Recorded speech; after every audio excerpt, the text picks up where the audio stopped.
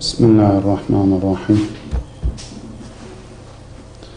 Geleceği ihtimal olan bir siyasi iktidar için toplumsal hasarı mutlak bir kalkışmaya muttaki imamların geneli cevaz vermemiştir. Suriye'de şimdiye kadar devam eden savaşta ne yazık ki başarıya ulaşılamamıştır.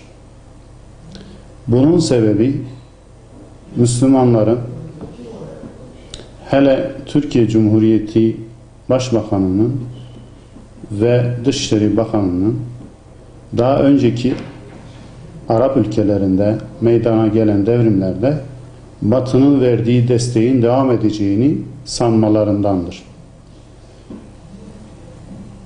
Ayet-i Kerime'de Müslümanlara ehli kitabı, yani Yahudi ve Hristiyanları ve kafirleri dost edinmeyin diye Allah-u Teala'nın uyarısı vardır. Bu dost edinmeden kasıt sırtını dayamak anlamına da gelmektedir. Türkiye Cumhuriyeti Batı'nın, Amerika'nın bu işe el atacağını umarak şimdiye kadar bu savaşın kızışmasında etkin rol oynamışlardır. Halen devrim olgunluğuna erişememiş bir toplumsal yapının zorlanmayla devrim yapması zor gözükmektedir. Bu devrimin olabilmesi için Mısır'daki gibi halkın artık iktidarı toplu bir şekilde protesto ederek ve ayaklanarak yıkabilecek bir olgunluğa ulaşmasıyla bir devrim gerçekleşebilir. Tüm bunlara rağmen geleceği son manevralarla mevcut rejimden daha İslami olmayacak bir yapı için Davutoğlu'nun koşuşturduğu dikkatlerden kaçmamaktadır.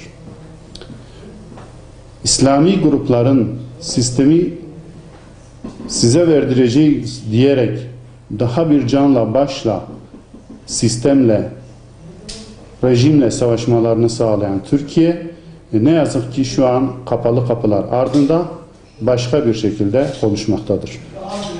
Artık Davutoğlu'nun başbakanı yanlış yönlendirdiği aşikar olmuştur. Bunun yanında Filistin davasında kendisini aktör durumuna getirmek isteyen Türkiye, inşallah Gazze İslami yönetiminin bu ay sonunda beklediği ziyareti başbakan gerçekleştirecektir. Hürriyet mücadelesi veren Gazze İslami yönetimi şimdiye kadar dünyada meşru olarak kabul edilebilmek için bu ziyarete ihtiyacı vardır.